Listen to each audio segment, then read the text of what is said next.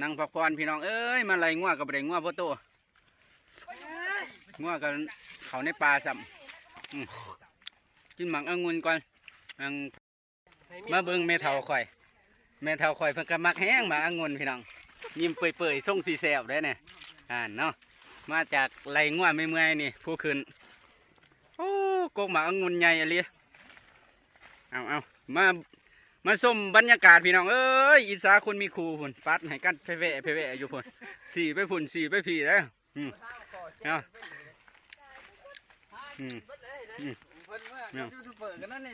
เบิ่งตีฮะ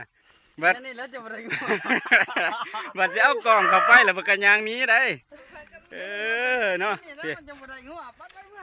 เอาไปเมื่อแซ่บ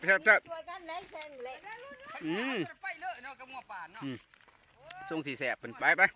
นี่แล้วบรรยากาศอยู่ในป่าในดงทงไฮทงหน้าพี่น้องเอาตอนนี้กระยางเมื่อเลยนะกล่องงัวเขาอยู่นั่นนี่ละสีจับได้หรือบ่ได้กระซังมือแรงงัวจะคล้องหันบ่เห็นแล้วจักใจจักย่างบ่หูคือกันนี่หมักองุ่นโอ้ยแสบแห้งแสบคักอะไร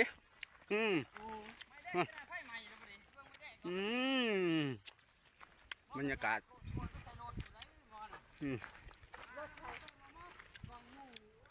แถวนี้นวลหลายดกเป็นดกมากว่า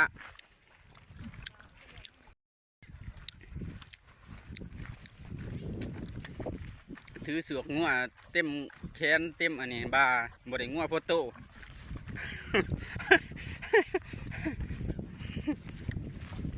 ดีเนี่ยก็กินตั้งแต่มักว่าเมืองลีดเมืองดำปื้อ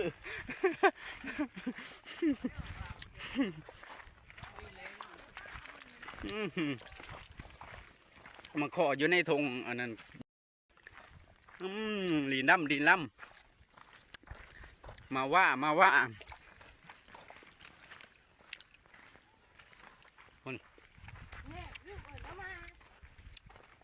มันบ่ลงดอก